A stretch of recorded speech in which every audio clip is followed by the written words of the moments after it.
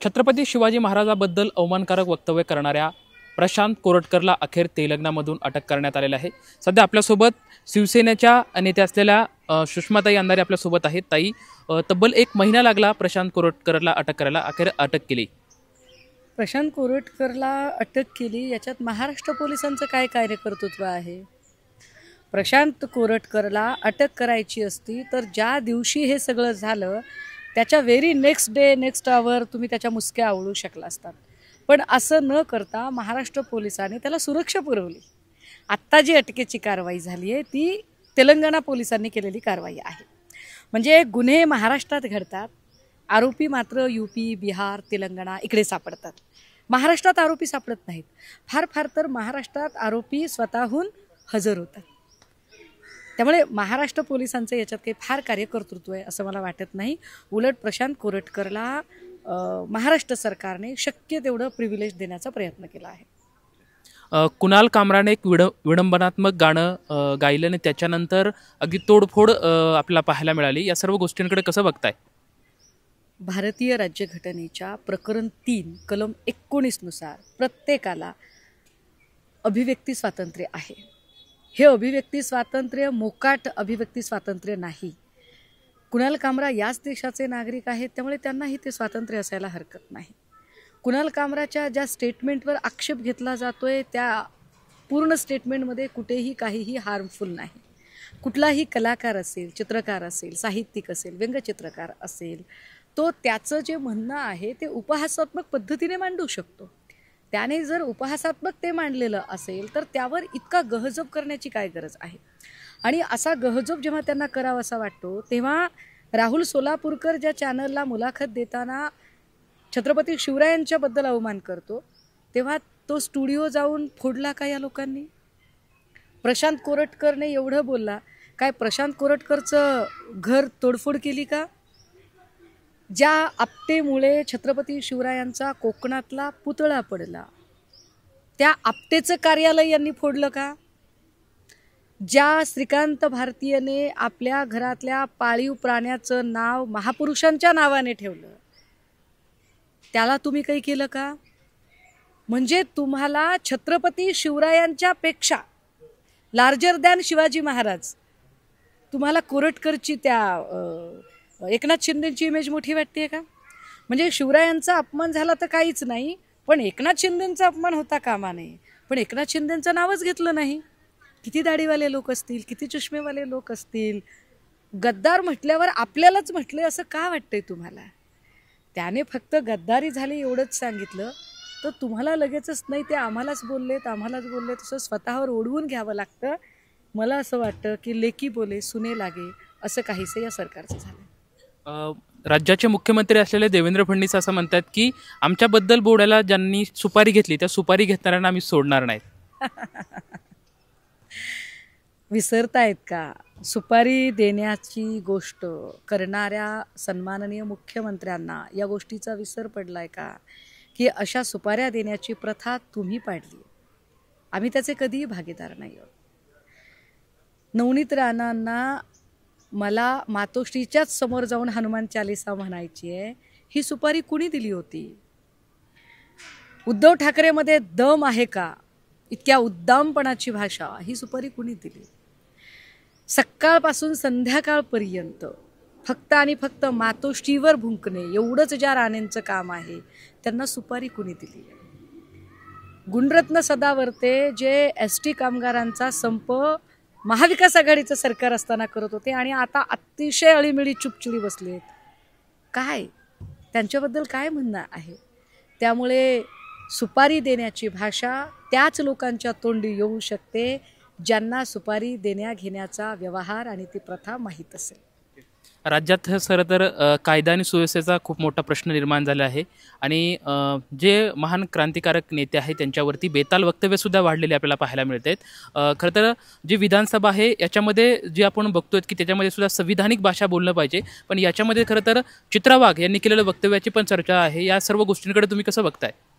ते काय बघा, महापुरुषांचा म्हणजे ते अशा फालतू लोकांबद्दल बोलून मी माझी जीभ खराब करून घेऊ इच्छित नाही। मला जे बोलायचं आहे ते माझं बोलून झालं आहे, मी सांगितलं। की ज्यांना शील, इमान, चारित्र्य या गोष्टीच कळत नाही त्यांच्यावर मला काहीच बोलायचं नाही आहे. मुद्दा हा आहे की महापुरुषांचा अवमान करणारी जी मंडळी आहेत ह्यांना तात्पुरतं ते गोंगाट करून उपयोग नाही. म्हणजे आज प्रसाद लाड फार ओरडून ओरडून कलम सांगत होते, हे कलम लावा, ते कलम लावा, असं करा, तसं करा.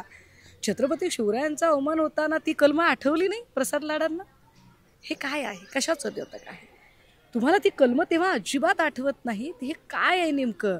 याचा स्पष्ट अर्थ हा आहे की भारतीय जनता पार्टीला छत्रपती शिवाजी महाराज असतील, राजर्षी शाहू महाराज असतील, क्रांतिबा ज्योतिबा फुले, डॉक्टर बाबासाहेब आंबेडकर हे सगळे महापुरुष मोडीत काढायचे आहे आणि त्यांना हेडगेवार, गोळवलकर, श्यामाप्रसाद मुखर्जी हे संघाचे नवे आयकॉन जे आहेत ते या मातीत प्रस्थापित करायचे आहेत. आणि त्यासाठी जाणीवपूर्वक वारंवार वेगवेगळ्या पद्धतीने वेगवेगळ्या लोकांच्या तोंडून बोलून ते त्या संवेदना बोथट करण्याचा प्रयत्न करत आहेत. मुळात जर खरंच यांची इच्छा असेल तर भगतसिंग कोश्यारीच्या वेळेला निंदाव्यंजक ठराव तरी साधा का मांडला नाही? सुधांशू त्रिवेदीला तुम्ही का सोडून दिलं? मंगलप्रभात लोढाला तुम्ही का सोडून दिलं? तेव्हा एक CEO होता आय थिंक तो छिंदम नावाचा, त्याला तुम्ही का सोडून दिलं? श्रीपाद छिंदमला.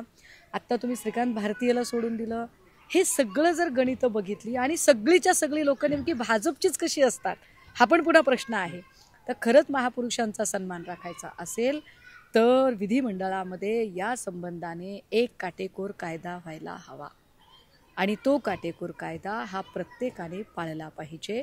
महापुरुषांचा, राष्ट्रीय स्मारकांचा, प्रतीकांचा, चिन्हांचा सन्मान करणं हा विषय जो भारतीय राज्यघटनेच्या मार्गदर्शक तत्वांमध्ये आहे तो विषय आता त्या मार्गदर्शक तत्वातनं बाहेर काढून त्याच्यावर कायदा करण्याची जास्त गरज आहे.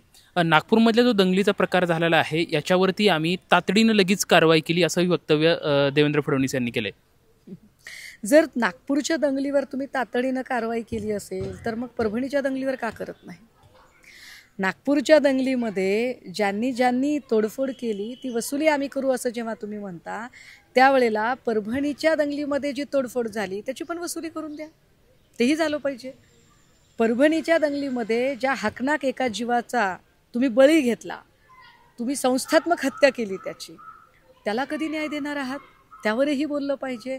आणि मुळात नागपूरची दंगल पेटवणारे जर तुमचीच माणसं असतील तर ते तुम्हाला निस्तरणच भाग आहे, कारण तुमच्या अंगलट येत होतं ते. दिशा सालीन प्रकरण सुद्धा सध्या सतीश सालियन जे दिशा सालींचे वडील आहेत त्यांनी तब्बल 5 वर्षानंतर परत नंतर या प्रश्नावरती आदित्य ठाकरे यांच्यावरती आरोप केलेत. नाही, हे बघा, नागपूरची दंगल पहिल्यांदा तर त्यांना अधिवेशनात आपण अमुक एका गोष्टीवर उत्तरच देऊ शकत नाही असं वाटत होतं. मग काय करायचं, मग त्यांनी कबरीचा विषय काढला. पण जेव्हा तुम्हाला तोडायची तर तोडा कबर असं विरोधक म्हटले त्यावेळेला त्यांच्या त्या मुद्द्यातली हवाच काढून घेतलेली होती.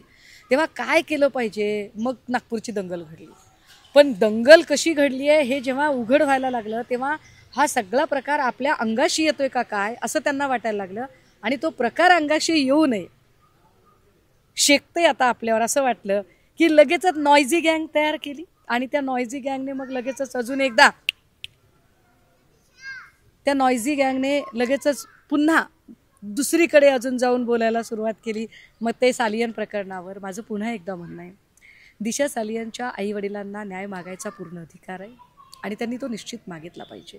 त्यांचं जोपर्यंत शंका समाधान होत नाही तोपर्यंत त्यांनी त्या चौकशांची मागणी केली पाहिजे.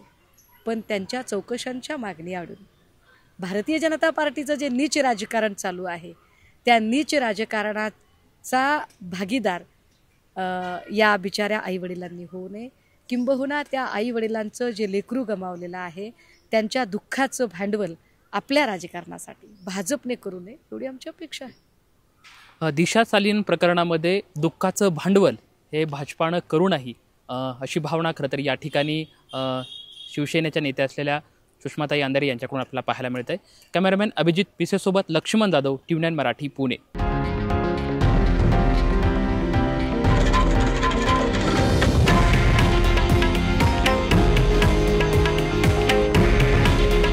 हे आहे देशातील नंबर 1 न्यूज नेटवर्क आणि आपण पाहत आहात TV9 मराठी. काळजी तुमची, हित महाराष्ट्राचं.